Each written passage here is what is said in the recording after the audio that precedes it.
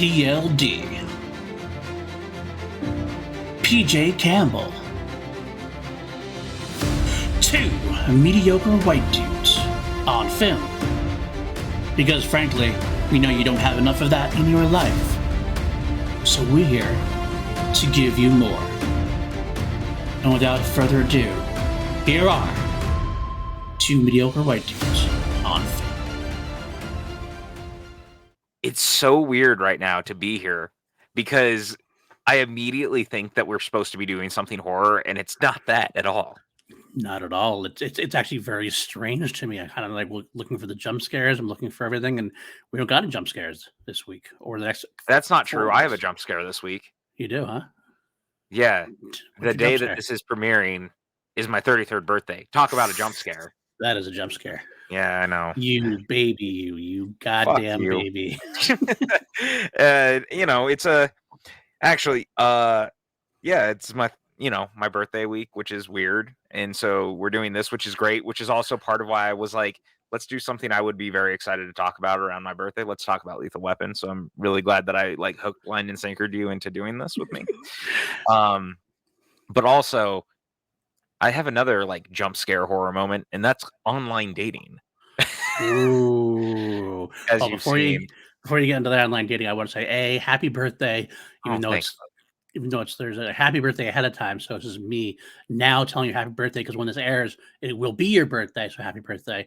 And I will say, happy birthday, Polly. Happy birthday, Polly. That's not a series we're going to do at some point. Yes, it is. Definitively. The funny thing is, you said hook, line, and sinker. I've never done anything. We have never done anything that Class Action has been doing at the same time. I know. And you pitched it to me, and I was kind of like, it's a synergy of it all. I mean, like, am I doing double duty? Yeah, kind of. But at the same time, I'm like, I don't fucking care. I love Lethal Weapon, so I'll do double duty. And now I get to talk about it, because I'm not going to be on Class Action to talk about it, because, I don't want to get involved in whatever happens over there a lot of the time. No offense to you. I love you. And I love Maddie. It's just the Jarvie of it all.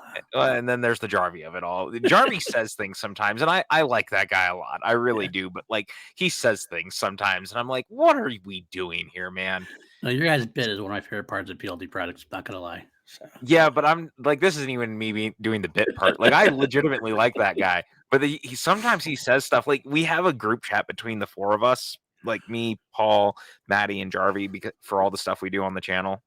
And every once in a while, like, he'll go in and say something, because I think it was last week, he had brought up this thing that our friends Ben Bateman and Andrew Guy had said on their podcast about premium TV shows, like being based off of movies and stuff like that. And he's like, the moment that anyone announces anything based on a TV show based on a movie, I immediately think that it like hinders all the cheapens IP. It. Cheapens it from before. And I was like, all right, hold up. Like, let's have a fucking conversation about this, because it was such a black and white blanket statement. It was. And I was like, wait. Fucking hold up. Like, no, like you can feel that way if you want to, which is exactly what I said. I was like, look, go with God. If that's like your thing and that's how you're going to feel, fine, like do it, whatever. You're fucking wrong, because the truth of the matter is like, it doesn't matter if you're TV show based on a movie, or a TV show based on a comic book, or a comic book based on a movie, whatever it is. At the end of the day, it's all storytelling. The only reason stuff is good storytelling wise is if the storytelling is good. So you can take, I don't know, Lethal Weapon and make it into a 3-season TV show on Fox if you really felt the need to do that. And you might be able to do some decent storytelling in there. I'm not going to say it's as good as the movies, but you might be able to do it. I will say I wouldn't know, because I never watched the TV series. Never watched it. I did. It is a bit. I mean, I think it's a little bit of an antiquated statement, if anything else. I think back in the day, I think that had some truth to it in terms of, because the TV was mostly a cash-in kind of thing, and they usually were just much cheaper. It was also censored to shit. Right.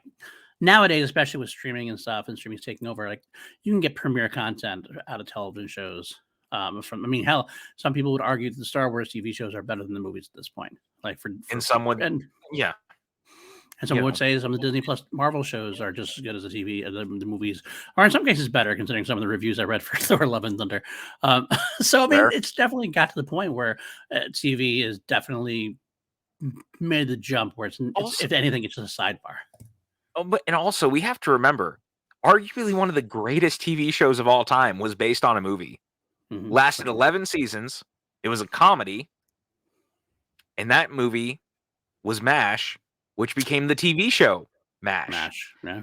And MASH was arguably one. Yeah, like that was a Robert Altman movie based on a book that became a Robert Altman produced TV show that was really fucking good. Yeah. For 11 seasons. Yeah. And I mean, look, you can take a TV show and you can move it to movies and it may not work. Star Trek the Motion Picture, hello? Like, but Star Trek rebounded. Wrath of Khan is fucking great. Yeah, so absolutely. It doesn't really matter. And like this idea that it cheapens anything is so absurd to me, considering we see tie-in stuff all the time, like Avatar. And I kind of said it because we know how much Jarvie loves Avatar. And I made this point in the chat, and I was like, you're not saying jack shit about the fact that Cameron is doing a 3-part graphic novel series right now. Right. That is a prequel that is based on one of his scripts that he decided not to make. So you're only saying this in this idea that it was coming from this idea that he didn't want an Avatar TV show, which no one was actually floating out there until Jarvie even said it. So I don't know why he was even like putting it out there in the world. But the point is like you can't be mad about that, but also like looking the other way while Cameron's doing the exact thing you're talking about, but in a comic book. Right. And so my point is in all this, children, is that at the end of the day, it's storytelling. Your story doesn't it doesn't matter what medium you're doing it, and it doesn't matter if it's based on anything or nothing. All we're asking is it for be good. Like Last of Us is premiering tonight while we're recording this, right? Yeah, I watched the first half hour, and I've never I'll throw it out there. I have never played the game. I know nothing about it. I've only heard people talking about it, and I looked into it, and I'm excited about what I'm seeing so far. Perfect. Great. And I'm very glad to hear that. Not a single person is talking about the fact that an HBO series based on The Last of Us is somehow diminishing the IP. Right. Is basically what I'm getting at. It comes down to now, and I think you'll agree with me because it's part of the umbrella of making it good. It's production value. And sure, back in the day, the TV series would not have the production value. So it would feel kind of it would feel like a cheap version of it. Hell, I think there's TV series would do it to themselves sometimes. Nowadays, though, production value has gotten so high on TV series because it's actually, especially since the pandemic started, it feels like streaming has become a premium on both film side and TV side. That you're giving just as much to TV shows as you would to movies. So the production. And how long has HBO been doing that? Right. Well, HBO's been doing that for. They were the kings. They were the kings there. Exactly. And like FX. Hey, here's a perfect example. Fargo on FX. Yeah, it's another one. Fargo is a great TV show based on a movie. Right. Guess what it doesn't do? It no way cheapens or makes the Fargo movie lesser. Yeah, I agree. It actually enhanced the first Fargo in a lot of interesting ways, but then did a lot of really cool stuff on its own. I will argue in Jar's behalf a little bit and say, don't give him satisfaction. This is me going back to the bit, but also don't give him that. The only thing I do want to say, I do want to say one thing is that, oh God, here we go. I think it can cheapen the brand if it's not done well. Oh, sure, if it's not done well. Right. So that the blanket statement is what I'm seeing you attack when Jarvis said that, and so Jarvis might be guilty of what blanket statement, the overarching blanket statement, but he's not entirely wrong. So I guess he'd be better off to say, if he didn't want an Avatar series, if an Avatar series was really poorly made, then it would really cheapen the brand. That's more of a fair statement to make, I think.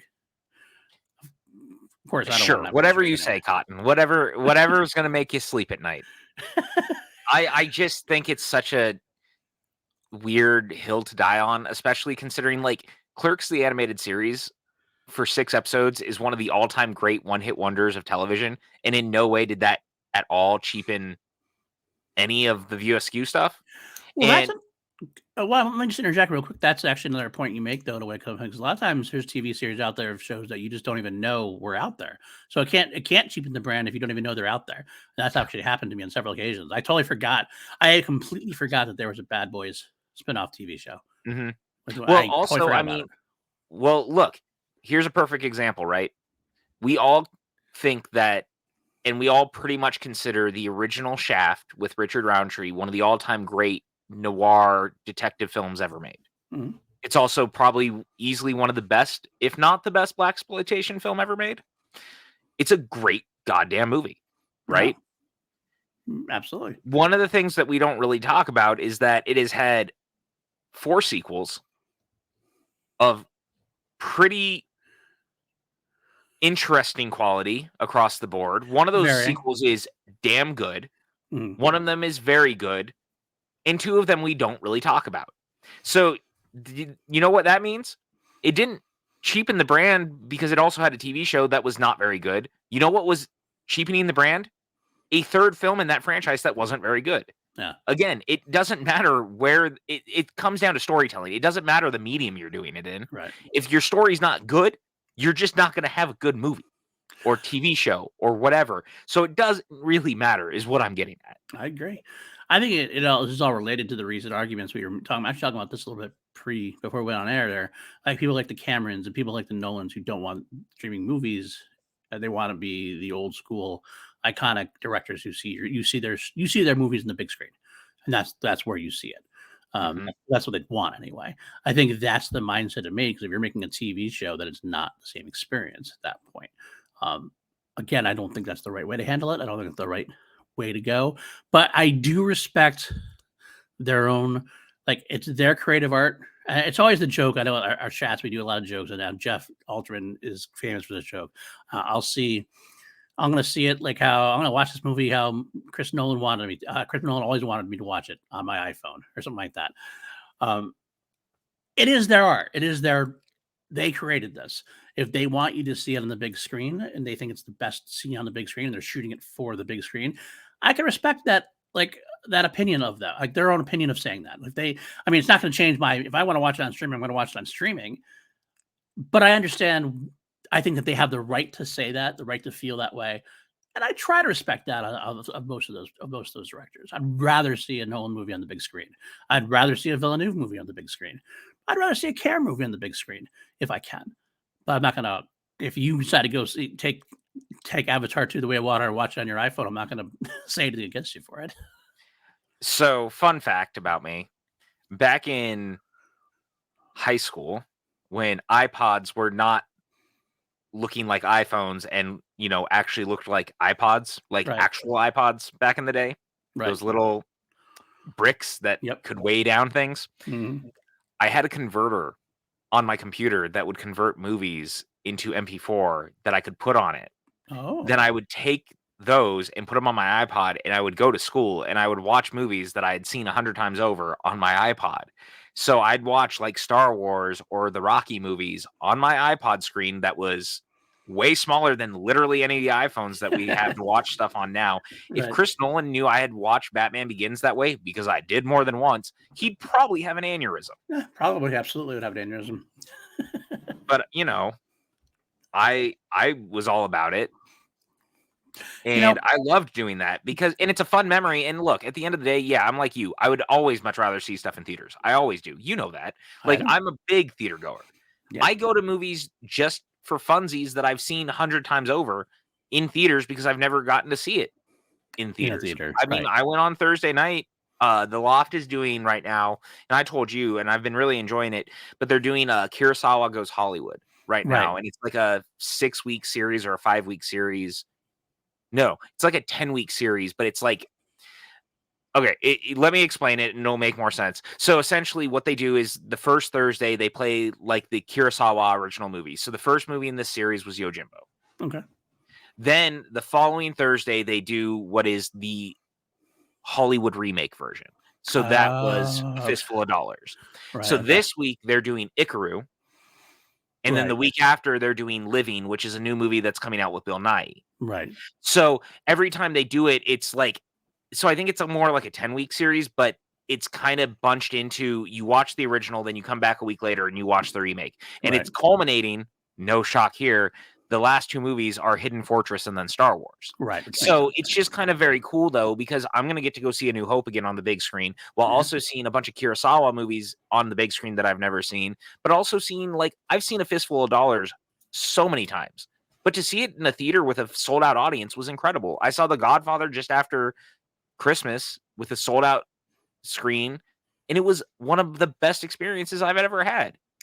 That's awesome. That's so awesome. Yeah, man, I love that stuff. You know, but speaking about cheapening the brand, I have a question for you. We kind of discussed it a little bit, but I want to discuss it on air. Given what we're talking about this week, Lethal Weapon series. Of course. One of my favorites. I'm Right. super stoked right now. Right. I'm watching Lethal Weapon. I'm excited. It's funny. I watched this movie again, even though I watched it 4 weeks ago for Class Action. This week's Class Action, which already aired 2 days ago, was Lethal Weapon 4 versus Live Free or Die Hard.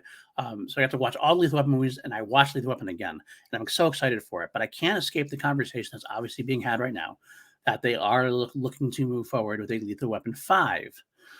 Now, with the idea, the caveat is, of course, Richard Donner has passed away. Right. That's strike one. But Mel Gibson kind of seems like he's directing the story. He made not a promise to Richard Donner, but he's working with Richard Donner, and he feels like Richard Donner would want it completed, and so he would lay it on and direct it. Well, no, Donner said he had to do it, basically. Right. That's yeah. The actual wording I wasn't sure on, but basically Donner wanted it to happen, and Gibson wants to fulfill his last wish, kind of thing. As far as the series go. Not to make it dramatic, but well, I mean, kind of like the series itself being dramatic. Yeah, that's true. So you're about to ask me how I feel about this. How do you feel about a Mel Gibson led project, Lethal Weapon 5, when they really are too old for this shit? Let's be honest at this point. I was actually hoping we weren't going to have this conversation until we watched the fourth one, in case anyone has never seen the fourth one, and like we can have a more in-depth conversation. Yeah, we'll get more in-depth about it. So we'll keep the surface level. Okay. So if we're keeping it on the most surface level basic side of this, I'm of some very competing weird thoughts and feelings and minds of the whole situation. There's a part of me that would desperately love to see it because I love these movies and I love the characters and I love the world, and I think Gibson is a fucking phenomenal director. And the dude has never directed a real bad movie. Everything he's ever done has always been very good in some capacity. He's just very talented. On the other hand, Mel Gibson, the human being, the less said about the things that he has done, the better. And that makes me nervous, number one, about him doing it, because it becomes tiring having the conversation about it. And it's not tiring in the fact that we shouldn't be having the conversation. It's that I don't want to say that it's not like he shouldn't be working, but it almost feels like it'd be better if he wasn't working, because it continues to perpetuate all these things that have happened, because he's not a very sound-minded individual, and he has said some terribly horrific things, and he has acted in some truly horrific ways. Correct. I will always love the movies that he was in and that he directed pre all of that. We have always been good about separating art from artists. We're not going to lie. I don't think that's for everybody, and I don't blame you or curse you or whatever, or if you can't. Right. Completely valid. 100%. I hope you can respect that we as film goers and film watchers are ones that are able to separate it as well. And here's the other thing. He has been working again with guys like Joe Carnahan, which has been very cool. Like, I thought he was great in Boss Level. Yeah.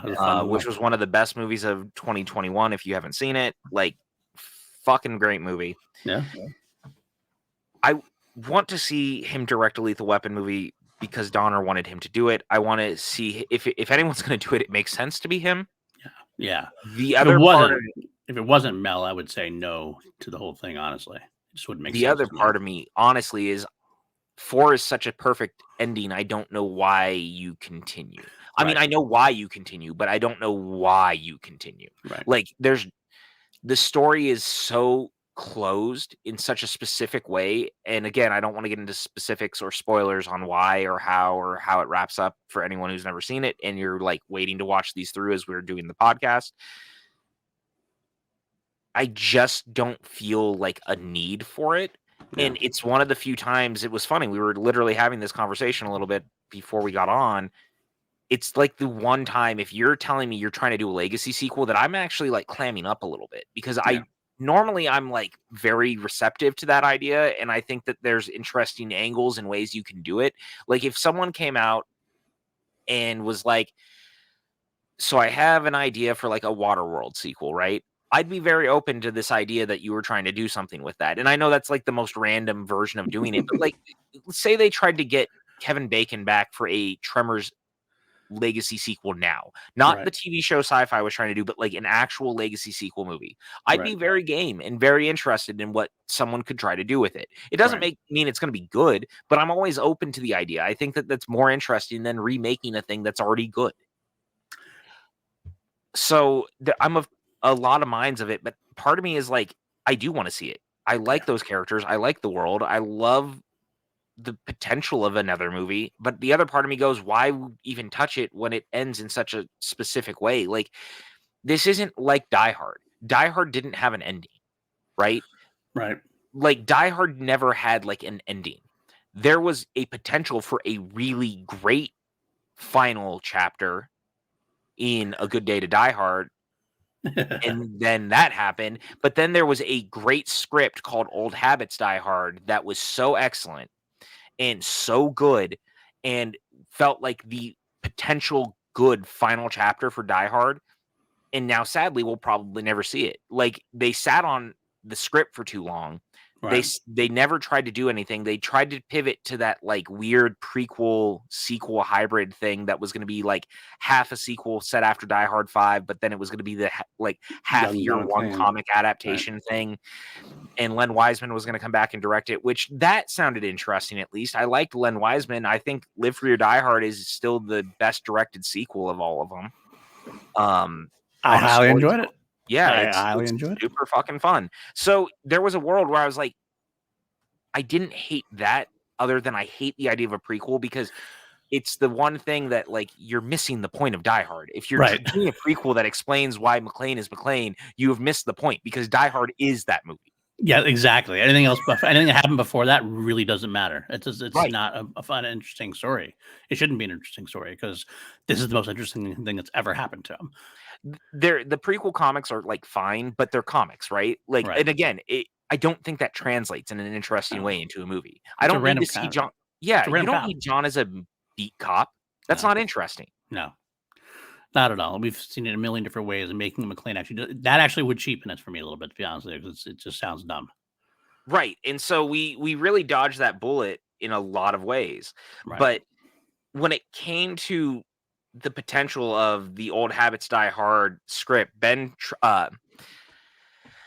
I always get his name wrong. Ben Trebelock. He's the guy who wrote it. It's a phenomenal script. I was very lucky to get a chance to read it. I have been singing this script's praises for at least a decade. So in my mind, I'm happy that I got a final chapter, but it sucks that people didn't. But it's, again, to go back to the Lethal Weapon of it all, because I've kind of thrown the curve, is that at the end of the day, we already had a good finale. We got a good final story, and I don't really see where you pick it up or make it better. Yeah, I don't either. The problem I have with it is that it seems like it's like, if you're doing it, are you doing it about it's almost like it needs a next generation thing. Like if you want to see more about like their kids or something to that effect, but like that just seems like a cliched way to do it. And I don't know. And if you have the weapon without Glover and Gibson in the lead roles, they're just like side characters. It doesn't work as well. Like Ghostbusters worked without the Ghostbusters. Like the Ghostbusters only in the final act. Built in. Right, it was built in exactly my case. In this case, it just seems like it's a possible cheapening of the whole thing for me. So I don't really want it to happen. I am quietly excited about it still anyway, just because, like you, I love these characters. I love the Mhm. chance again to revisit them, and if it's done well, then that's awesome. But definitely, I'm on much more on the wary side. I really am too, and it just scares me Yeah, because as we get into it, and we'll be covering these for the next 4 weeks. I genuinely adore these movies. yeah, And I think I said it last week. I think there's an argument to be made that as far as like classic action cinema is concerned, I think this is the like high bar for the action franchises. I think that they are consistently good to great across the board. yeah. Like there's a single weaker link, and even then it's still like way more entertaining than most of the bad action sequels that have ever been made in most of these franchises. Oh yeah, eminently watchable. And the characters and the world all feel so real, and the relationships feel so real that going back to that well is so scary if you're gonna mess it up. Yeah, agreed. And I mean, it's not like they haven't been trying to do a Lethal Weapon 5 for a long time. Like Shane Black tried to do one in the early 2000s that was set in New York during a snowstorm, and that didn't go anywhere. And he was going to even direct it. That script like didn't happen. Then there was the rumors that they were going to try to do a reboot with, I think it was Chris Hemsworth was going to play Briggs's son. I kind of vaguely remember that. Yeah, like there's been lots of variations of this. Then, of course, WB did the TV show instead because they couldn't seem to get a fifth movie off the ground. Then there was all the stuff that happened with the TV show. So, it feels like they're trying so hard, almost to a detriment. Yeah. And in a world where we don't have Donner anymore, it honestly just doesn't interest me because I think that his direction to all the movies and the way that he gets people to act and stuff is so specific. Right. And I think that's going to be a missing ingredient, even if it's Gibson who directs it. Yeah, I don't think you're wrong either. I think it's we will never be able to know this even after we watch it. But if this is going to happen, I want it to happen for the right reasons. I want it to Right. be that Gibson and Glover want to come back. They feel like very strongly about the characters and very strongly about the script, and that they're doing something positive, especially after that big finale they had. So it's got to be worth coming back for. The story has to be worth coming back for. I'm not sure what that story is. I'm not sure what the story is worth coming back for. Because ultimately, to your point, right, is your story just going to be that you're going back to kind of the first movie in a regard? Because Right. the first movie is that Murtaugh is going to retire. Right. Like, trying to retire for a while now. Yeah, I mean, almost 40 years now. Like, is that the story? Because I mean, and you don't want to like steep this in like real world stuff. Right, I don't want it exactly. to be Final Blood already did that, right? Yeah. And I really like Final Blood more than most people. If it's for those who are not aware, I feel like it's obvious, but if you don't know, Final Blood is the last film in the Rambo franchise. Right. And Stallone didn't direct that one, but he came back to star in it, and it had like very real world implications. And honestly, he always tried to do that in some capacity, Right. but it didn't quite. I like it, but a lot of people don't, especially with what it was dealing with. And the problem you run into with stuff like this is when you start bringing back these franchises from another era, they're not exactly the most politically of correct situations for people who are of a younger audience who don't necessarily want to see that sort of thing. Right. And I think that also complicates matters. It's actually why I think Lethal Weapon 2 was so smart to try to like avoid some of that in some capacity. And it's made it timeless in a weird way. But like you're playing with fire if you start trying to use like more real world scenarios and groups and people. And I feel like Lethal Weapon 5, depending on how you're doing it, especially if it's more serious like the first, which is more of a real world film, you might lose part of the audience. Yeah, you're not wrong. You're not wrong. Much like we kind of mentioned this before. It's going back to Rambo also. Same thing as the Rambo thing. But it's Last Blood. Just want to make that. So Did I say Final Blood? Yeah, you did Last say Final Blood. Fuck, Final Blood. I'm an idiot. It's no not a big deal. Yeah, It's all right. Last It's Blood, all right. not It's all Final right. Blood. I just want to make sure in case anybody goes looking for it is Last Blood. Because the big difference And watch between the extended cut, which is Yes. streaming. By the way, I'm also a big fan of it. To be honest with you, I had a lot of fun with that. I thought it was really good. It was taken with Rambo. Yeah. Yeah. You have Final. You have I'm saying it. You have First Blood, which was a very serious, real life type of movie. You have Rambo, First Blood Part 2, which was absolutely fucking ridiculous. It's an action movie. It's similar here. And you have Lethal Weapon is a grounded film in reality. I mean, there's definitely some accentuate. It's not as serious as First Blood. It's definitely got more of those action phrases and catchphrases and a lot more of the gratuitousness of it. But Lethal Weapon 2 is definitely far more in that action hero circle and that ridiculousness circle to a degree. And again, not nearly so ridiculous as Rambo First Blood Part 2 gets, but it is the kind of a similar tale of the first one being grounded, the second one being ridiculous. So if you go back to the first one too much, you will lose that audience, I think, because a lot of people, I think, forget how serious and how low key the first one really is in comparison to the rest really of them. is. And it's not a bad thing. No, but it might lose some of your fun-loving kind of audience. They might not get why you would go back. And it's always hard to go back. It's easy to take it and go ramp it up. It's not as easy to bring it back down.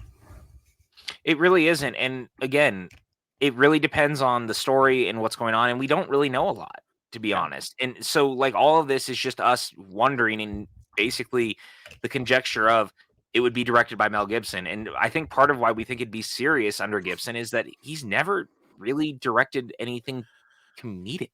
That's the weird part of it. Because I feel exactly the same way you do, is because Mel Gibson is not what you would call a Lethal Weapon director at all.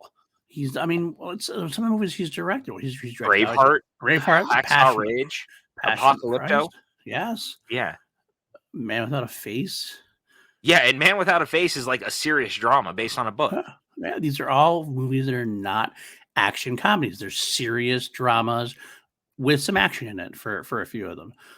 It's not the same thing. So what are we doing here? Maybe he can do it, though. Maybe that's something he can do because he's been around it so long. He knows the character quite well, obviously. I don't know. It could go really either way. Yeah. It really, really could. And that's the craziest part, right? Yeah. So I'll end this discussion by saying, if it doesn't ever get made, I'm okay.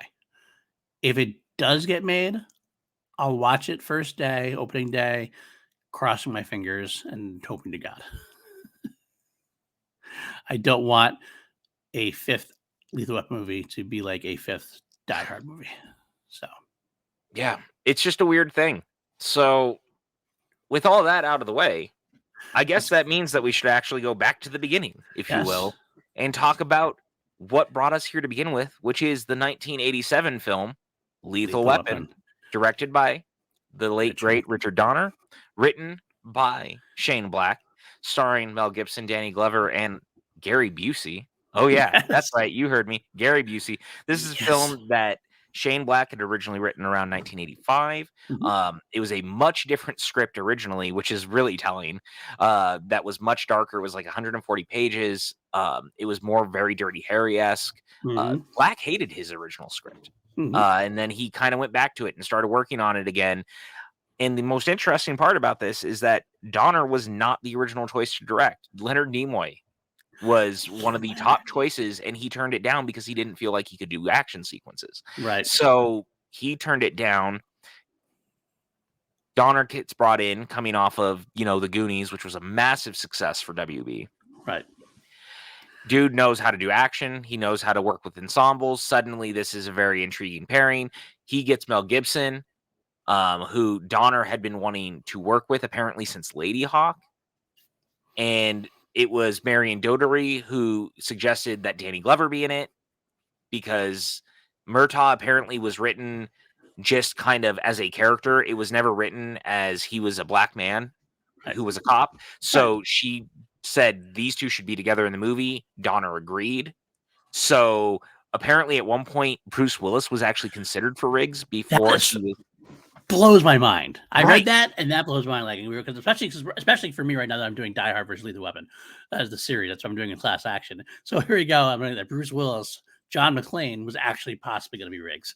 That's such a strange. I can't even imagine that happening. Like, how No. different would that be? It would be totally different. And the funniest thing is, and I was going to get into this in a little bit, is how many little people from the Die Hard franchise appear in this movie, Yeah, that's true. which is just equally as funny to me. Yeah. And then the funniest thing is that originally, like before Gary Busey, they were looking at like Christopher Lambert because of Highlander. Stephen Lang was looked at. Even Christopher Reeves What the fuck was is considered that? to play the villain. Well, I bet you if Reeve had been in it, I bet you that Reeve would have played the Tom Atkins role. That would have been my guess. No, Christopher. According to Wikipedia, Christopher Reeves is also considered for the Riggs role. Oh, I know, but he Which was is also, weird. yeah, Can you imagine Christopher Reeves as Riggs? That just does not compute at all. nope. Tom Atkins, yes, I can see that happen. I can see that definitely I happening. especially could have seen Lang Oh yeah, as Riggs. Oh yeah. So there's a weird world where any of this could have happened. Right. But thankfully, the right heads prevailed. Yeah. This movie, too, to its point, which is so interesting, was made for $15 million at the time, which was still a big budget movie for the time, but that sounds so small in hindsight because that's what we hear most horror movies are made for these days at like Blumhouse.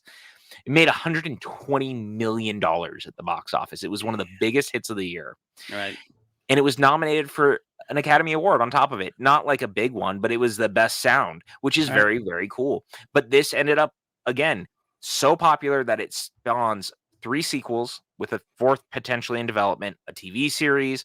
Like, this movie's impact cannot be understated, which is why I was so excited to talk about it, because this is the quintessential buddy cop film and one of the quintessential 80s action films and one of the quintessential 80s films of just in general. This is a movie that has just like really, really aged well and gotten better with time and continues to be as great now as it was when it came out and as impactful as when it came out. 100%. Absolutely. I got one word that really screams at me when I think of Lethal Weapon now that it always did, but saxophone. Oh yeah, dude. The Cayman score. The Cayman score is like so iconic. Like without even like I don't even think about it, but when you hear it, you're like, that's Lethal Weapon right there. It's the perfect. That sax goes out over the score. You're just like you're right in the mood. You're right in the moment with it, whatever they're doing on screen. It's so perfectly done. It's one of the best scores for maybe any action film because again, this movie is not quite like the other ones. It's a more serious film. I mean, don't get me wrong, it's still very comedic, it's still very fun. Oh, yeah. But it is a much more seriously grounded film. And that score and that saxophone is so distinct and so specific to this movie, but it also harkens back to like a more noir feel. Right, exactly. It's so perfect. It just fits the police work mode at this point, especially the down and dirty, deep-seated investigations that they do. And I'm gonna put forth something as far as this goes. I don't know. I mean, he's got a couple of other roles that are big and are iconic. Obviously, Braveheart comes right to mind. The Patriot comes to mind. But this And might Mad be Max. and Mad Max. Yeah, Mad Max. This might be the quintessential Mel Gibson role, though. Oh, you know why it is? Because I don't think he's acting. Yeah, that could be called. That could be true. And I don't mean that necessarily as like a dig, but I think it's just kind of true, right? Yeah. If you look at this movie and you look at, unfortunately, the way that Gibson has gone in time, there is a part of me that believes that this is not really acting in this first movie. There is a part of this that's true. Yeah. And I think I think it makes the movie better. It's like Jack Nicholson, right? Anytime you see Jack Nicholson in a movie, I mean, if you look at The Departed, you look at The Shining, you look at literally any of the movies where he's pretty much just Jack. off kilter, he's just Jack. Yeah. But we like him for that because there's a true nature of that to him, right? Right. It seems real. It seems grounded. We can kind of relate with the slightly off kilter because that's realistic. Nobody's perfect. Nobody is a great like people in real life are that way. We know that way. Even if they're scary, even if they kind of can be very scary at times. And of course, Danny Glover plays off it so well as the straight man. He's someone who like he just knows what he's supposed to do and does it perfectly. He's he gives Mel Gibson someone to bounce off of. He kind of he's kind of like the audience viewpoint type character to a degree. Hmm. We watch the Mel Gibson of it as he deteriorates here or there. We were supposed to relate with him. His the family man, the good guy who's just getting a little older. And he just does it so well because he plays it so perfectly. There's a risk that you get in these kind of films where one person wants to outdo the other, and it ends up sometimes causing chaos and becoming a mess. Danny Glover is very happy letting Mel Gibson be the over the top one. Yeah. And it's a And good thing because we need that straight man to it, right? right, And Glover gives such a great, calm performance in a world that is chaos and dark around him, which is why I right. think him being the anchor is so good. But Yep. that's also why you need the other side of it. You need the rigs. You need Gibson because if there's anyone who's going to survive in a world like this around someone like that, it's a guy who is as off kilter as the world, right? Yeah. Or Right. is darker or more broken.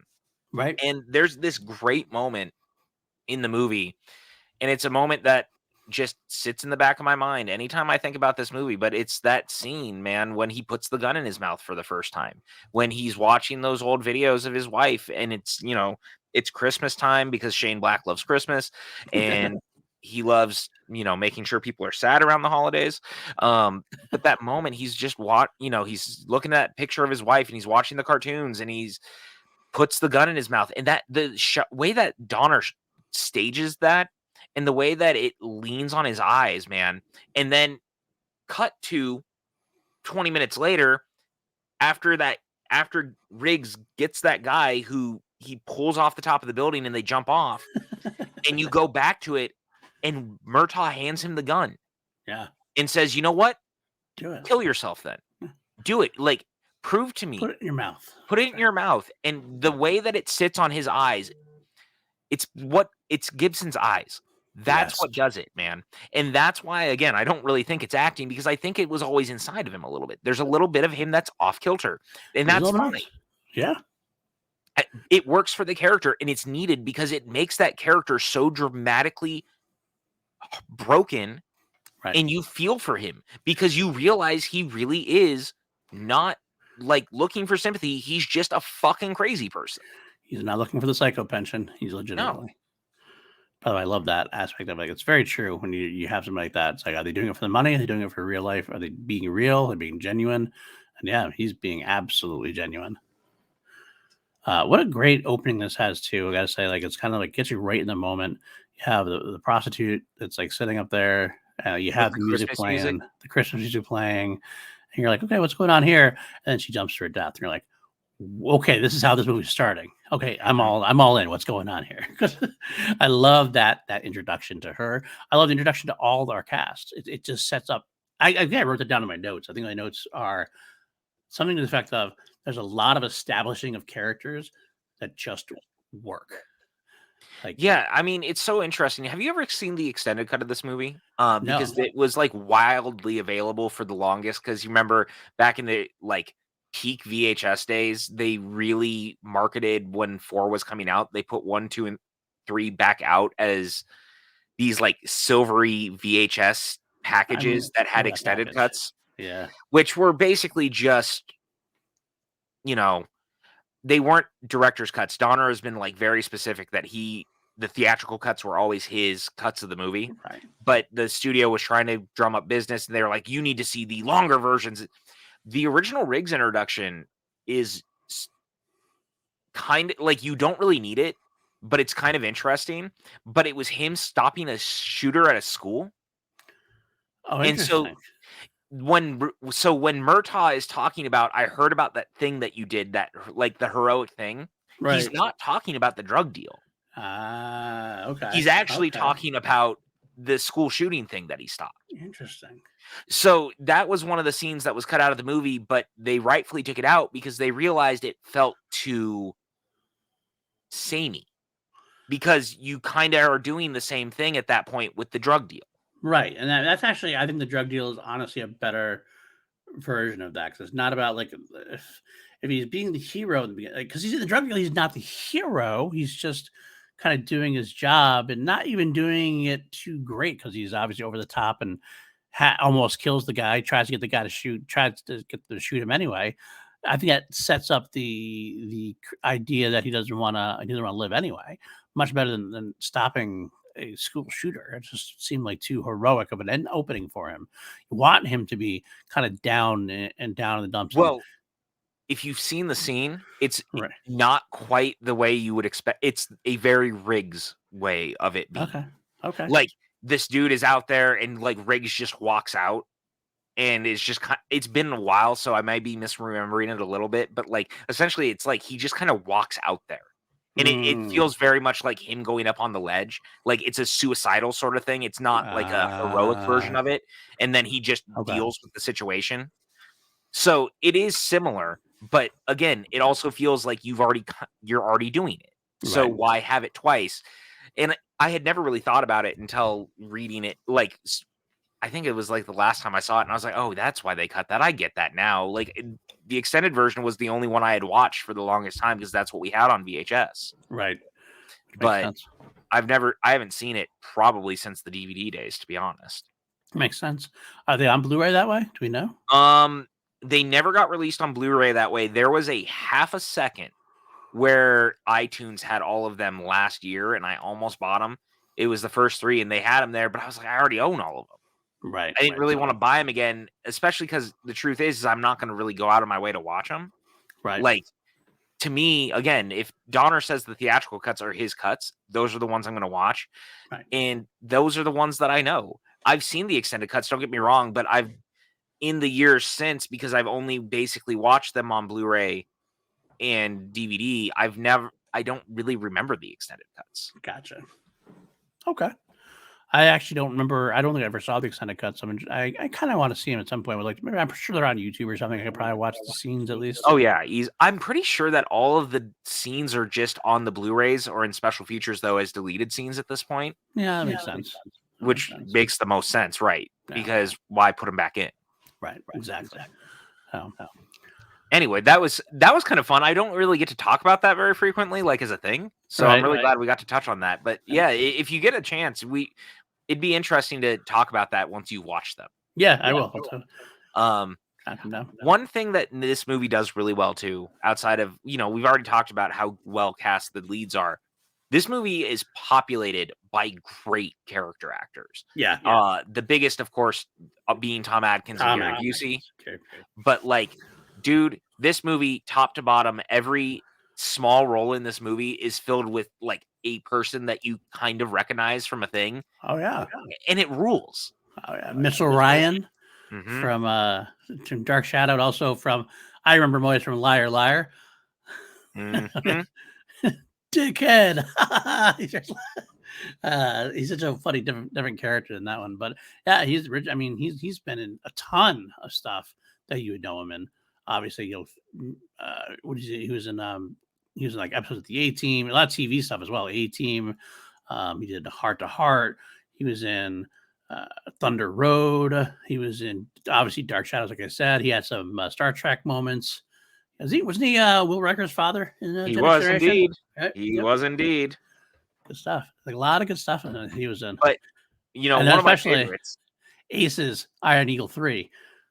Oh, of course. One of my favorites, and again, to bring this kind of around to what we were talking about, there are 2 pretty prominent diehard actors rather, but character actors who appear in this. One, wait, before you say it, there's one more role I have to mention, or else we've been kicked out of our own podcast. Asshole. I'm sorry. I just don't want to, because I don't have to bring it back. I want to let you have your full strength there. I would be ousted from this podcast. I think you would be too. Who didn't mention he's in Halloween, the Curse of Michael Myers. Okay, as that's the Man fair. in Black. That's fair, and he's great. And he's great as the Men in Black. That's fair. He's a There you good go. villain in this, actually. Like Yeah. he's very, very menacing, and I Yes. like him a lot. However, Okay, go out to Die Hard now. Detective Dan Boyeda, who is the one who tells Murtaugh that he has a new partner, is played by the great Grand Bush, who Yep. you would recognize as one of the Johnsons from the Die Hard film, the first. And then, of course, Endo, who is one of the like mercenary hitmen in the movie, is played by the great Al Young. Yes, And it's that's so right. fun seeing Al Young in this because he's got the great moment in Die Hard where he steals the candy bar and stuff. And he's been in a bunch of Jackie Chan movies. Like he's a great actor. But it's just funny to see him in this because it's kind of like blink and you'll miss it. But he's there. He is, absolutely. I love him a lot. He's got so many. He is one of those guys that's just in so many movies that I love. You don't think about him very much, but like every time you see him, like, oh, of course, Action Jackson, he's Genghis Khan and Bill and Ted's Excellent Adventure. I Come in Peace. One of mine, Showdown in Little Tokyo with Brandon Lee. God, Rapid Fire with Brandon Lee. Got Last Action Hero. God, this guy's in so many fucking movies. Love this guy. He's so good. He's just one of the guys you need to have in these movies. I'm so glad we do. Also, I mean, I am too. And again, that's why I think these movies are so cool, though, because it's populated by these people, right? Yeah. If you look at it, it's just really incredible. Again, Mary Ellen Trainor, like most people would recognize her from another Donner film, which is The Goonies. She played Mikey's mother. Like, she was a great character actress. She was in tons of stuff. Captain Ed Murphy was played by Stephen Kahan. He was in tons of Donner movies. Yep. Just about everyone Donner ever made. He stopped acting after Donner stopped directing. Yeah. And that's the funny thing is, like, Steve Kahan is like, as the captain, he's such an iconic, like, for a guy who doesn't have that much screen time in the series, he's such an iconic, like, people parody him in action cop movies and buddy cop movies and stuff like that. Look, Shane Black wrote a character for just like that in The Last Action Hero. Absolutely did. So good. Oh man, so many good moments for the trio there with the captain and of course Riggs and Murtaugh. So good. Let's talk about how good. Again, this whole film is about introductions, but the first time we get Murtaugh and Riggs together, where Murtaugh shaves his beard because they're telling him he looks old. He gets in there, starts talking to the detectives about things. The captain, oh shit, I got a new partner come in. Sees scraggly Mel Gibson, Riggs in the office. He takes out his gun just to like clean it or doing his thing. And Murtaugh's like, gun, starts charging Riggs. I love Riggs. Is like, where? Oh god. Yeah, and he starts looking around and then flips him. Oh, it's such a good moment, and it creates such a perfect dynamic between them, and that leads to this great moment. Again, it's kind of the one I was talking about, but once that happens and they're in the car garage afterwards and they're walking to the car because they're going to go check on this thing that they're being told to go check on, and they're talking, and at one point Murtaugh goes, man, God hates me. Right. And Riggs just looks at him and he goes, hate him back, works for me. Yep. And it just really, that moment, you realize just how broken this dude is. And you feel it. You know what I mean? Like you feel absolute sadness in that moment. Yeah, you really do. He's like, it's so, the whole time he's like so obviously wanting to reach out to Murtaugh and wanting to reach out to people he's with and can't really find the right way to do it. So it makes it even better that when he does finally reach out, it makes so much. It's just a beautiful moment because he actually makes that connection. And by the end of the film, it's just what a great progression of character and progression of relationships there. I mean, that's a bromance really that like it's developed perfectly along the way.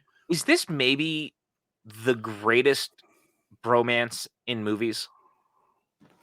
And I legitimately mean that because you have to think this bromance was so good that it spawned 3 more movies. Mm-hmm. And I can't think of a single better bromance in movies that has lasted this long that was this like iconic in the way that this was. You got Jay and Silent Bob, They're mostly not leads, mostly. And they're also not really a bromance. They're already They're hetero life mates, dude. yeah, exactly. Hetero life mates. Maybe I mean again, it's only one movie, Simon Pegg and Nick Frost, and as even though they're different characters though, so that's but even Right. in any So, other but movie I'm they're just good. talking like Yeah. specifically characters, not I'm just trying actors. to I'm just Yeah, trying to oh, I throw some know. out there. I'm just trying to throw some out there off the top of my head. What other we have? I mean, there's obviously other action. Maybe other actions. What other action performances are there? Let's try to throw some out there. Do you know I off the mean, top of your head? there's Stakeout. So you got Dreyfus and Estevaz, Okay. and Point Break that count? was yeah, I guess Point Break would count, but again, there's only one movie. Yeah, that's true. Stakeout had two. I guess there was Eddie Murphy and Nick Nolte in both of the 48 Hours films. Yeah, that's true. That's true. But again, not really iconic. Like I like the first 48 Hours, but I don't think most people even remember it. The second one exists. There's another one. There's another 48 hours. God damn it. I'm quitting this podcast. Come on, that was funny. Give me a little shot. It was funny. I will give you that. Yeah, it does seem like it's the best one that's gone as far as it's gone. I mean, there's a lot of one movie onlys, but this is probably, yeah, I would say this is definitively up there in top 5 at least, at the very least, if not number 1. I think the argument for me is I think at the end of the day, this might be the best. And I think again, how iconic was it? They tried to replicate it in a TV show. You know what I'm saying? Like that's how good this was and how great these characters were. But again, it came down to how good the actors were within it. What about RRR? Maybe that's the one that's going to make RRR is up there. I will give you that. That's the Uh, closest thing probably to Lethal Weapon. yeah. 21 Jump Street. Yeah, 21 Jump Street, a maybe. little bit. I could give you that maybe, but I wouldn't say over this. No, I wouldn't say over that either. You know what? Other one is a good one, but again, it's definitely derivative of this is Tango and Cash. But again, only one movie. Which is 100. Yeah, 100%. I love that movie though. I love that. I love that movie too. If you made a legacy sequel to that, I would lose my mind. Oh my god, yes, absolutely. Getting Sly and Kurt Russell back together again. Come on. Now there's a sequel. Come if we're gonna do something, that's the movie I want. I almost want to do Tango and Cash as part of the Lethal Weapon series here. Like we'll honestly, do 1, 2, 3, 4, 5. Add it as an extra. Maybe it's a great movie. You know what we could do? Quite honestly, joking around about it, maybe like we kind of toyed around. You kind of pitched it to me at one point, doing more like a series of movies that are connected instead of just necessarily franchises. We could do like the Lethal Weapon series and then do like 2 or 3 other Shane Lethal Weapon-esque or like you know what funny comedy type things. What? Speaking of Shane Black, both Downey Jr. and Kilmer in Kiss Kiss Bang Bang, but then of course the nice guys. Yeah. Because you gotta give Gosling and Crowe dude, they're excellent in that movie. Oh my god, yes. Oh, they are. They're up there. I am so sad that there's not the sequels we were supposed to get. The fact that like they didn't even make an HBO Max series is just unbelievable. Ridiculous. How did that look, if you're not gonna make 2 more sequels, at least turn it into a TV show or like a premium series. Sorry, Jarvie. I know that you think that would like diminish the IP, but like it's right there. And it got so popular over time. It really did. Oh my god. That you know what? There's a couple more thrown in there too. Now think about it. I was trying to get more and more as I go through things. I'm looking at like Rush Hour. That one's the first 2 of those are real good. The Other Guys only got 1 movie, but that was another fun one. That was more of a parody one, but it's still out there. I don't know. A lot of good stuff. Michael J. Fox, right? The Hard Way. Yeah. All right, here we go. Bad Boys. Oh yeah. Okay, think about Bad Boys. Definitely up there. Bad Boys is definitely up there. There's people out there listening to this podcast right now that have been screaming Bad Boys at us for the last 5 minutes. Bad Boys, you stupid motherfucker. There's also, you know who else is yelling at us, and we probably should have said this too. John Lastrina is probably screaming at us because we didn't say Dom and Brian. That's true. I didn't, because that's definitely not a typical.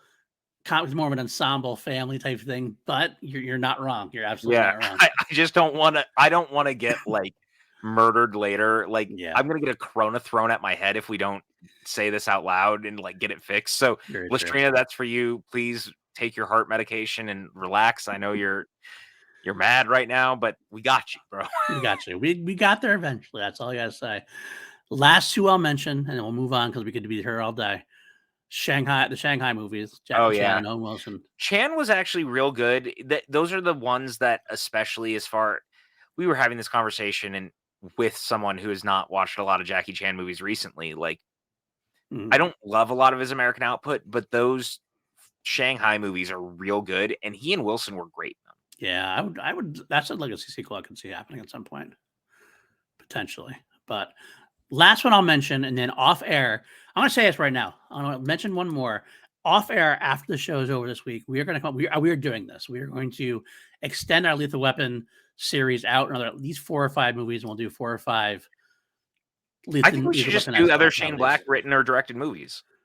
Well, I kind of want to do Tango and Cash. Well, oh yeah, okay. We'll loop that in, but I mean seriously, like, let's do The Nice Guys. Let's do Bang Kiss Bang. Kiss Bang Bang. Yeah, and I think we should do Last Action Hero on top of it, because that was his answer to like a lot of it.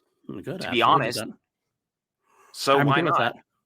We will hammer that out beforehand. We're not going to hammer it out on air. We'll hammer it out completely after. We're real good at doing this.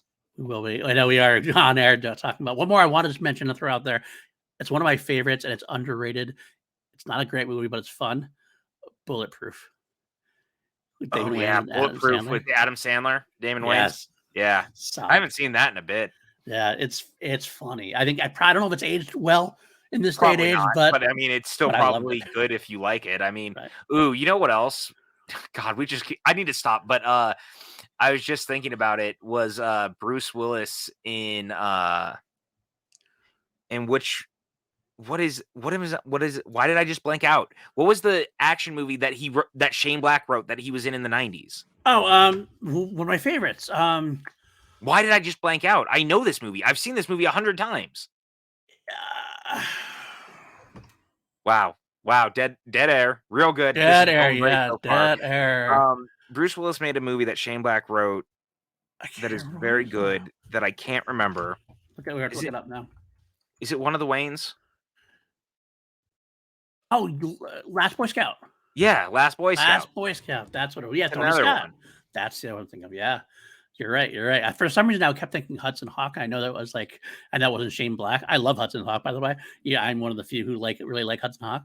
But it was but that wasn't Shane Black one. So that's what I was kind of like in my head. It's not Hudson Hawk, but it's but yeah, Last Action here, or Last Boy Scout, really, with Tony Scott, one of my favorite directors. So that's another cool one. Absolutely, it's another cool one. There's just so many. And so, we could keep doing this all night, or we could actually go back to talking about the reason that we're here, which is, of course, Starsky and Hutch. Is that what we're talking about? Oh, no, we're probably. You're an awful human being. All right, let's do it. But let's go back. One of the things, too, we've been talking a lot about the cast and things like that, but one of the things I like the most about this movie is I just like the characters. But I like the dynamic of everyone. And one of the things that this series as a whole, as we go forward and we start to talk about it and explore it more, that I really enjoy is the family dynamic in general between Murtaugh and his family, and then Riggs and the entire Murtaugh family. The way that they build these characters out over the movies, but specifically in this one too, because putting Rianne kind of in the middle of it by the time it's over really makes it personal in a way that it could feel coy and it could feel cliche, but it doesn't, because you really believe in all these characters, and you believe that like the Murtaugh family cares about each other.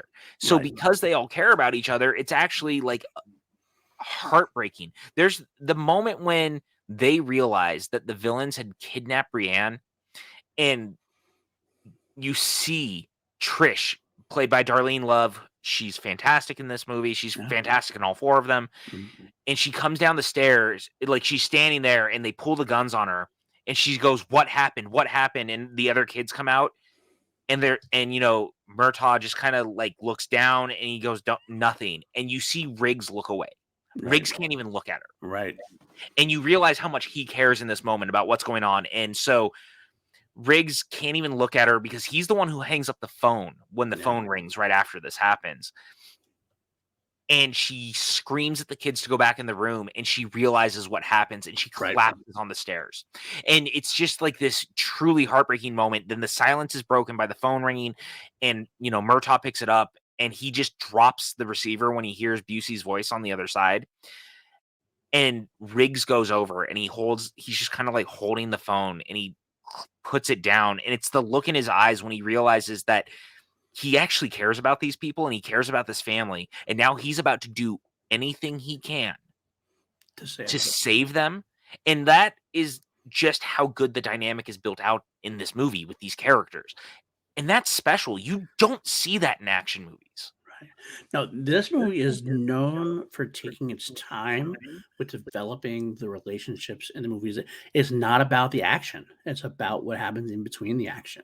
Quite frankly, especially in the first film, there's some great action beats, great action moments, absolutely. But they're far and few compared to the emotional beats. It's much more of a noir film that happens to have action, but it's about the characters. It's about the dynamic. And you're 100% right. It's everything when it comes to the action in these movies. And it's actually part of the reason I think these movies are so good is that the action is not there for the sake of action. The action is there for the stories. Right. And so oh, sorry, go ahead. I was gonna say the action gets amped up over the sequels as we go along, but it's already had, especially you can get away with it when you have established the emotional stakes that this film does. So, I hear what you're saying and I see what you're saying, but I think that there's people who, when you say that the action gets ramped up, they're going to think that it somehow lessens or cheapens the situation or the movies. And I don't want people to think that, because at the end of the day, as much as I love something like the Die Hard franchise, and I really enjoy it overall as a franchise, there's one movie we'd rather not talk about, but I like those movies overall. But the action dictates the movie. It's so different when it comes to Lethal Weapon because the movie dictates the action. And I think that that's what continues to set these movies apart, at least for me, because you look at it and you realize, no, everything is happening because of these characters. You're 100% right. And that's what makes it special, because you couldn't have done that if you didn't care about what happened here. And that 100%. Continues to be the trend all the way through. Agreed. I want to, just as a slight tangent, I want to pour one out for the Murtaugh household in this franchise.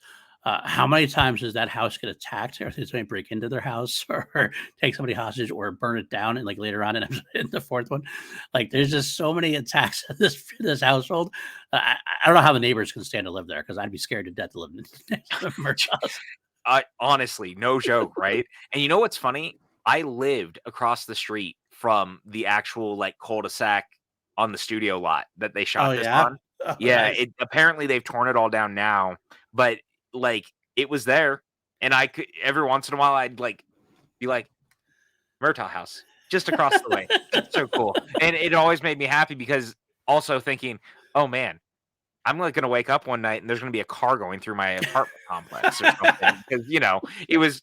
How do you not? I would never live in that neighborhood. Are you kidding me? This house gets beaten worse and worse with every subsequent movie. It's how? Oh my God.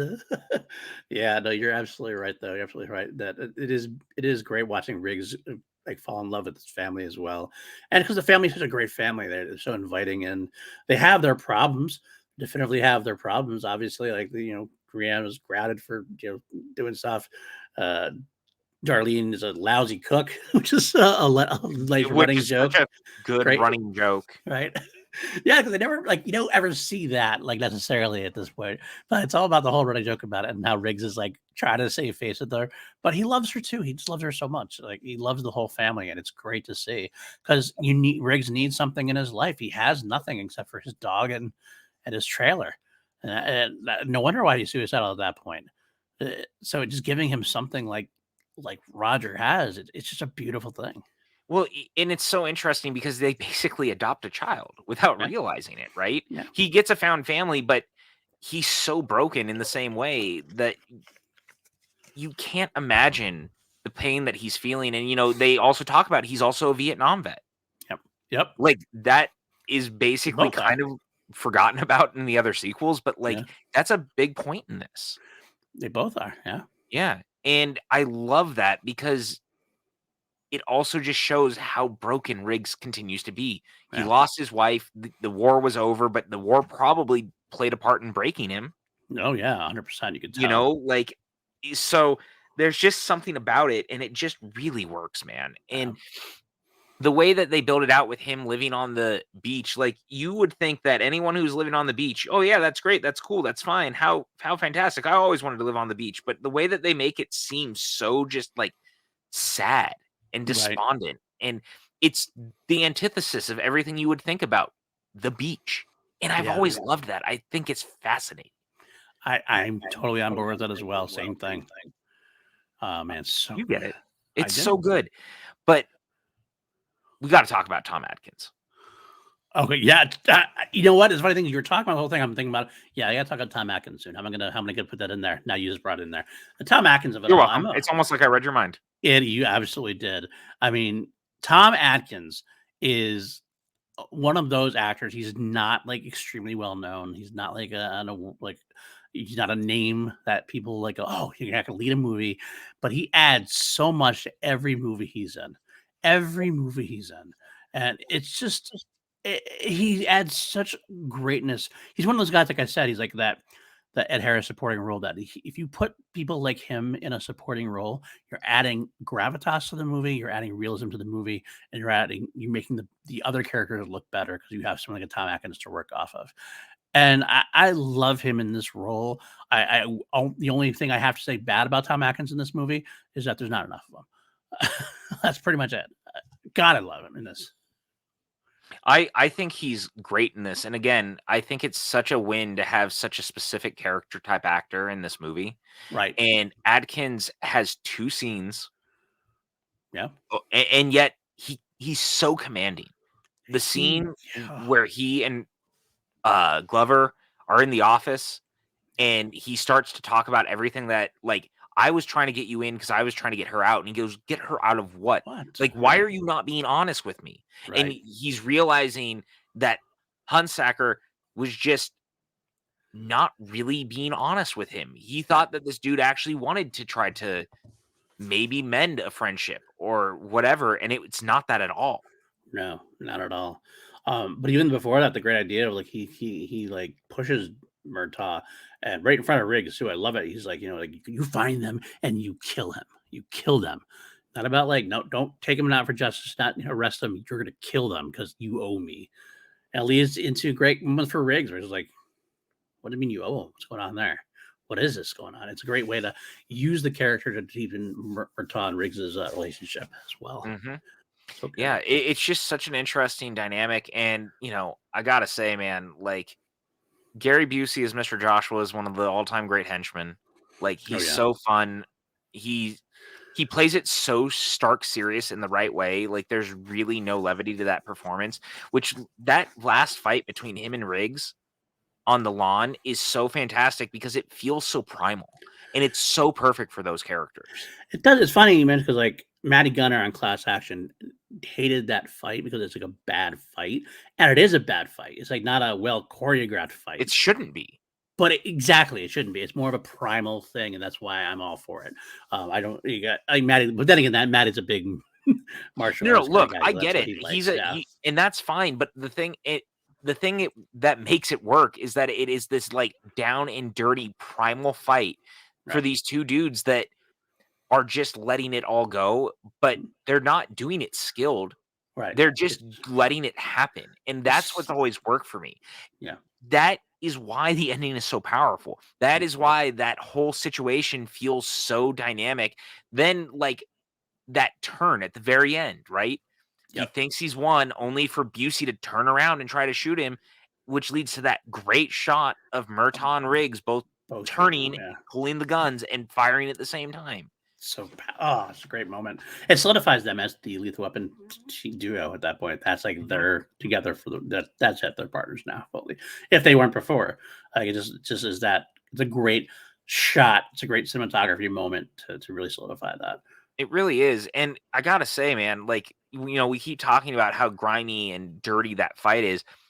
this whole movie is like real grimy and dirty and like just it feels so different in Yeah. the way that you're used to seeing Los Angeles in movies. Mhm. This is not like a vibrant version of Los Angeles, which is why I like it so much. Right. Because Los Angeles is not as vibrant as people make it out to be, number one, anyway. But Right. like for this to be like the seedy underbelly version of it is so Right. great because it feels like every nook and cranny is full of the kind of people that Riggs is waiting to kill. 100%. 100%. And I've loved that. I just think it's so great. And it just really makes such a specific juxtaposition of these dudes who are like, they're supposed to be protecting people, right? And you're supposed to be doing all these things to make sure that like people are okay and life is good or whatever else. And yet at the same time, how do you live a happy and like well-adjusted life in a city that is that dark? And then for that, again, the Murtaugh family learns that, right? Because then eventually that seedy, grimy underbelly comes knocking at your door, and now you have to deal with it. And I think that that's just so fascinating. It just creates such an interesting dichotomy. Yeah. No, it really does. It really is. I love what you're saying there. I will also want to throw out that I do love how Mr. Joshua is so good at his role. Busey again, that he supersedes like the main villain. The main villain gets killed, and like it's not the end of the story because it's still about Busey at that point, which is kind of strange in a way. Because like because Busey's a mercenary, like Right. the guy's paying him stop, but he's so intense on killing them that it doesn't matter. And that's one of my favorite moments. Just to throw out the moments when he breaks back into the Murtaugh house again. The TV's on. What day is this? It's goddamn Christmas. Oh, so such a good moment. Well, we should have this conversation. Is Lethal Weapon a Christmas movie? 100%. 100%. All right, I mean, great. I just want to make sure we're on the same page. I mean, it's just as much, at least as Die Hard is, to be honest with you. So, like, I think it's even more than Die Hard is. It starts out with Jingle Bell Rock and everything else. It ends at Christmas. It's a Christmas movie for sure, for sure. And you know what? That makes me happy because I can watch 2 action movies for Christmas now. I can throw those into the mix. I saw them together actually at the Egyptian years ago when I lived in Los Angeles. They did a double feature of Lethal Weapon and Die Hard, and Lethal Weapon was actually on 35 millimeter. It was freaking dope. Ooh, that is pretty dope. Not gonna But lie. they did it on Christmas Eve, and it was like, yeah, of course I'm going to go on Christmas Eve and watch Die Hard and Lethal Weapon. Are you kidding me? Like I always watch Die Hard on Christmas Eve anyway, but now I get to double feature it. Yes. Yes, please. Yes, please. What else do you have? Any other moments specifically that you wanted to touch base on? I mean, I think I kind of touched on it earlier, but I've always loved the moment of Riggs going up on the building to pull off the suicidal guy. That's what I wanted to mention as well. Yeah, it's like such a great moment because I think it shows a semi weirdly compassionate side of Riggs. A well-intentioned. Even though he's clearly also totally nuts. But it's a great moment. It's always stood out, and again, it leads to the great conversation right afterwards. Yep. And I also really love the desert standoff. We really didn't talk about that a lot, but like the desert standoff is really great in a kind of Western sort of way. Yeah, I think Riggs is dead, and he has to be the sniper or whatnot. And of course, one of my favorite lines, and I get this after watching Ben Bateman talk about it, is one of Ben Bateman's favorite lines too. Actually, whenever I hear it now, I think of him. But the "Don't be foolish, Murtaugh. Look at the hardware." Mm-hmm. So it's just well delivered, and it's like it's so good. Again, Busey's great in this, man. Yeah. People like Busey is kind of a punchline these days, but like when Busey was a good actor, he was a good fucking actor. I gotta say, like, I know he had the accident, and that's what kind of always that threw him off completely. Yeah. After that, he had some kind of head injury with the accident because he was never the same after that. But when he is on, he was on. I mean, obviously, his portrayal of Buddy Holly was just phenomenal in Buddy Holly's story. Well, I mean, look, I even love him in Predator 2. I mean, everyone knows Predator 2 is my favorite of the Predator movies, but like, I love the lions and tigers and bears. Oh my! The way he says it is just like so good. It is really he was a good actor, man. When he was on, he was on. Yeah, 100%. I like him in most everything he's been in, to be honest with you. It's unfortunate that he had the accident and everything else, but it is, it is what it is. What can you do about it at this point? Right. Also, I gotta say, the ending of this movie is so great Hmm. for so many reasons, but that moment when Riggs goes to the house on Christmas and he Yes. knocks on the door and he hands because it's Rianne who opens the door Right. and he goes, "I have a gift for your dad," and he hands her the hollow bullet. The hollow point bullet that he had carved out. He told him he had carved it out specifically when he To was kill himself. suicidal to kill himself, right? To make sure it worked, to make sure he finished the job. And he goes, he'll understand what it means when she's like, "But it's a bullet." I was like, And he'll then get it. he'll get it. And so he starts to walk away, and then Murtaugh comes out the door and goes, "Where are you going? You're Yes. not expecting me to eat this bad Christmas turkey alone, are you?" Right. It's so And good. invites him in. And it's so good, and it's so funny because I don't think I'd ever, like, really noticed it until tonight. The the very last part, when he goes, "Hey, can I bring a friend?" And, they bring the dog in, and you start to hear the chaos in the house. I never noticed Murtaugh doesn't go in right away. He stops, and he looks up, and one of the light bulbs is out, and he fixes the light bulb, Yeah. and then goes, "I'm too old for this." I knew that, but I'd never noticed the light bulb thing. Right. And it was Yeah. just such a good moment of him being like, the house is already in chaos, and the one thing he stops to do is fix the light because he can fix that. Yeah. He can take care of that. He I can want take to care of say, that. It's a great moment, dude. none of that. I will say it's my favorite. One of my favorite. Mel Gibson has several moments in this film that I really, really highly enjoy for his performance. And I think one of my favorite specific ones is exactly what you said here. Is when Riggs or when Murtaugh says that when Murtaugh says the line about about I can't eat this, you're not gonna make me eat this bad Christmas turkey alone. The the joy, the hidden joy of a broken man on Riggs's face when he's like, he wants that. He wanted to be invited. He wouldn't admit that he wanted to be invited, but when he does get invited and he has that home, it's like you're giving him a place to live almost. So it's like almost like you're looking at a young boy getting adopted. Like you're getting Mhm. that he has that family that he never had or hadn't had in a couple of years since the wife passed away.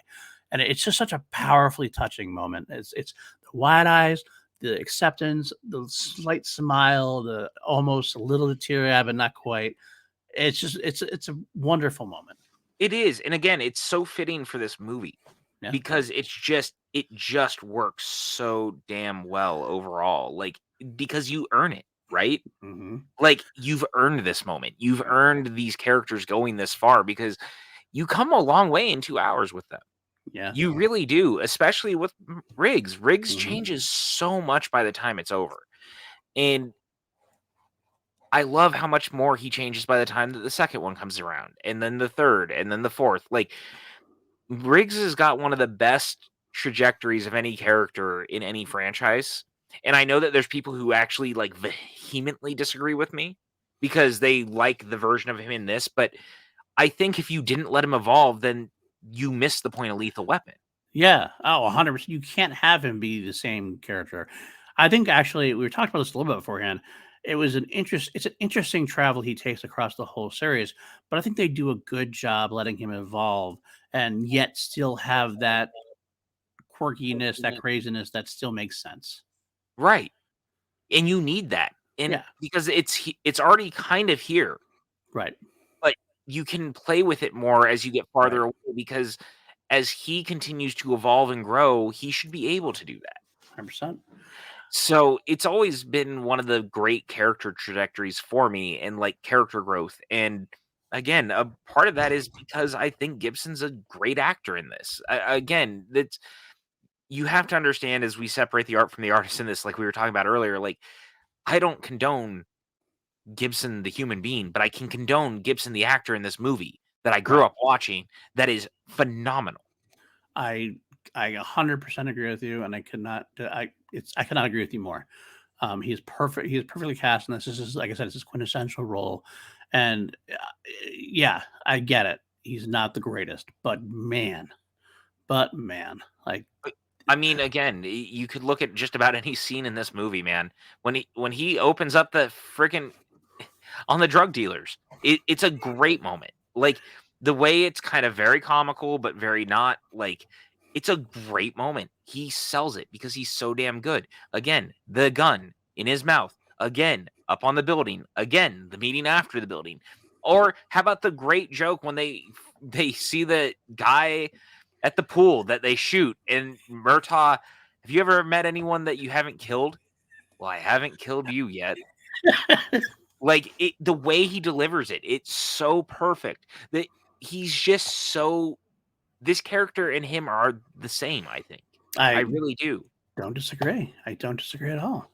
and I think that's what makes it special. And I think that's what makes this movie special. And I gotta say, man, we hadn't really talked about it, but like Donner really. We talk about guys like Spielberg and Scorsese and Lynch and like these filmmakers that are like known, right? Right. And you say their name and you know the movies they've done and you know how their movies look and you know how they feel. Donner was the best version of a journeyman director that could be plugged and played in the right place if you put him there. And when Right. you did, it was magic. And I think that's why I've always liked his movies because this is a stupidly well directed movie that lets the actors do the heavy lifting. Mm-hmm. But Donner gets it. He gets the vibe. He gets what it's going for. And it turned out to be for the best for all four of these because it never became this idea that he needed to be doing like the most flashy things. One of the best things about these movies, though, is that they were always good at destroying like real buildings and things like that. That was a great moment in this movie Yeah. where they blow up the house. And it's a very practical, real effect. Donner was great at that stuff, but he also isn't like a Spielberg. You don't necessarily see his style, but you feel him as a director knowing just how to make it the best possible movie Right. in a very like low key way. And I think Right. that's also what makes this movie special. I 100% agree with you. I do want to say, at the risk of getting a corona thrown at me, Oh, great. Okay. Lethal Weapon is the original like family movie. Yeah, 100%. There's a reason that the tagline for the fourth movie was "The gang's all here." I mean, this is spoiler alert. Last line of the Yeah, franchise so far, family. It yeah, really is because it's the family. It's they make a family in the first one and they expand it as they go on, and it really is. That is the theme of the entire franchise: is this family who lives together, loves together, and keeps each other alive. yeah, 100%, man. And I think that again is why this franchise continues to be one that people keep trying to go back to that well because they know that it's a special thing. So they're trying so hard to recapture it in some capacity. Yep.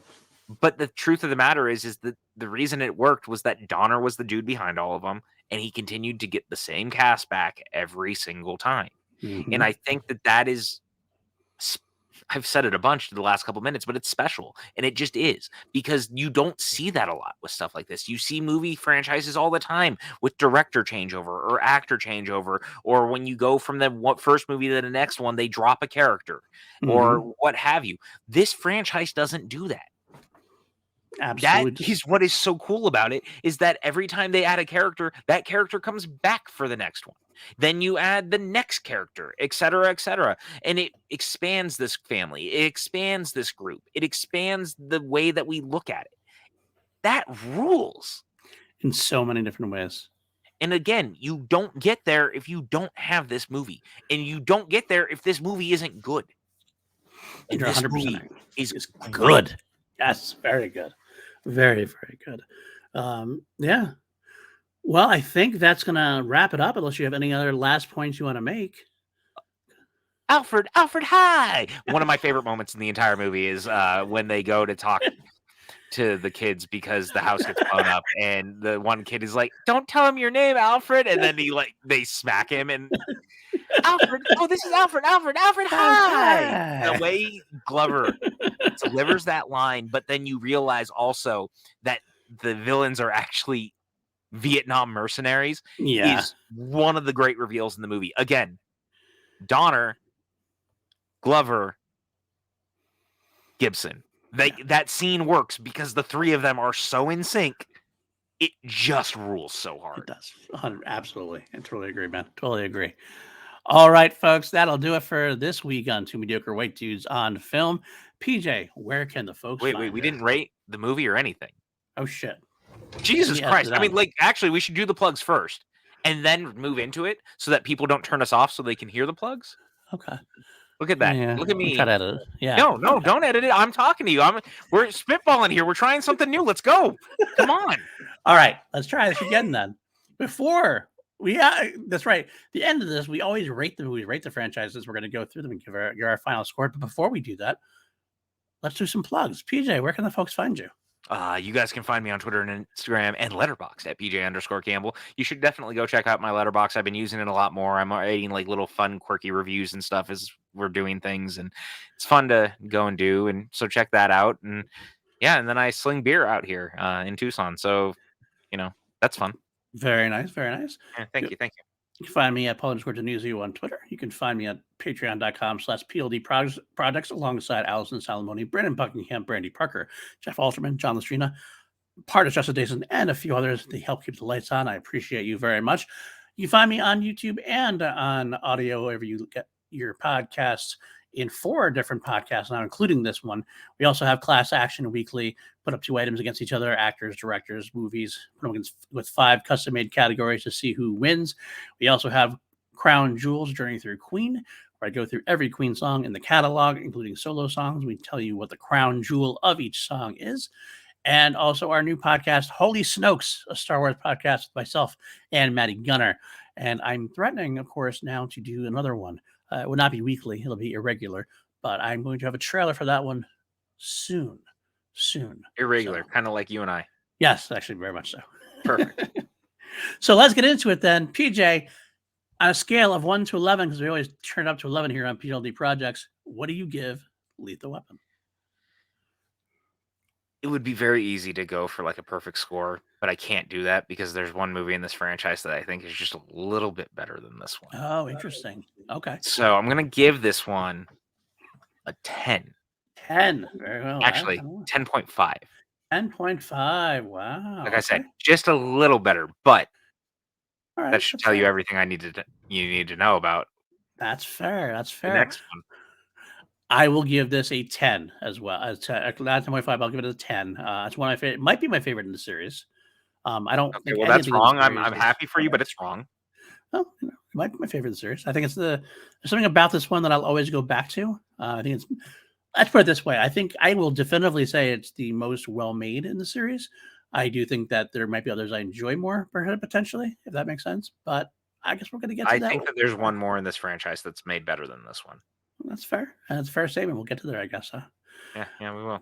Well, we got 3 more of these episodes to go. And then, as you heard today, if you're watching, we're going to add like 4 or 5 more on afterwards. We'll see how long that goes before we get on to our next patron suggested franchise or trilogy, I should say. But yeah, that's it, guys. So until next time, stay mediocre, my friends. Always stay mediocre. We love all of you. Be the most mediocre you possible. Good night, everyone. Bye now.